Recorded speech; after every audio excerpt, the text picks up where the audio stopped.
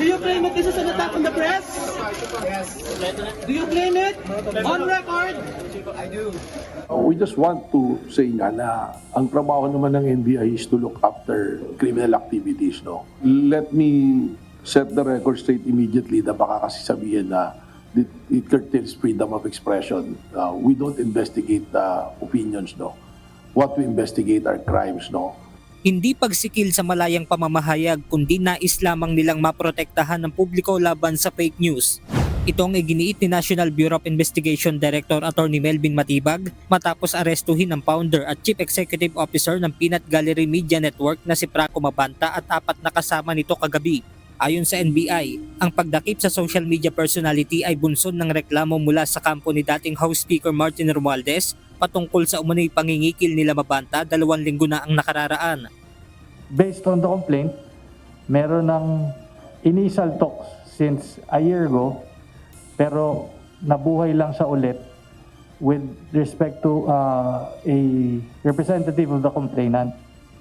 So, through the representative of the complainant, lumaki na yung amount. Kasi a year ago, mababa lang yung amount. 2 weeks ago, it ballooned to 350 million pesos. Pasado alas 8 kagabi nang magsagawa ng entrapment operation ng NBI Organized and Transnational Crimes Division sa isang hotel sa Makati City. Ngunit nakatunog umano ang mga sospek kung kaya't lumipat sila ng lugar sa isang executive village sa Pasig City kung saan na sila naaresto. So nagkaroon kami ng follow-up surveillance and tailing. So sinundan ho namin until such time na ma-identify namin yung exact unit kung saan dinala yung pera. And to our surprise, nandun din po yung subject, si Mr. Franco, na siyang kausap namin dun sa hotel sa Makati. So that's the time that we declared the arrest of the subjects, including with the other individuals na apparently kasama niya in conspiracy to facilitate the extortion. Ayon sa NBI, nasa 300 million pesos umano ang inaalok nila Mabanta upang hindi na nila ilabas sa kanilang social media page ang umano'y video ng alegasyon laban sa dating House Speaker. Nag-demand sila ng 4 tranches. So yung 4 tranches is consisting of 75 million per tranche. Tapos yung threat naman is meron deadline eh.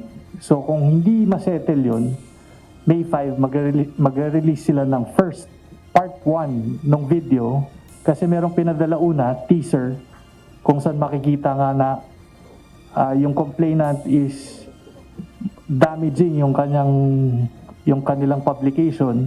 Nilinaw din ni Director Matibag na ang NBI na ang nag-provide ng pera na kanilang ginamit sa entrapment operation. NBI galing yung kasi actually yan naman allowed sa practice, yung iba dyan hindi na talaga.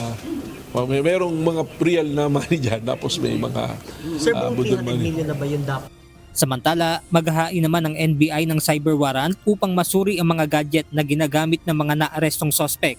Ayon sa ahensya, posible nilang may iba pa silang makita kapag nasuri na ang mga laptop at cellphone na gamit ng mga suspect.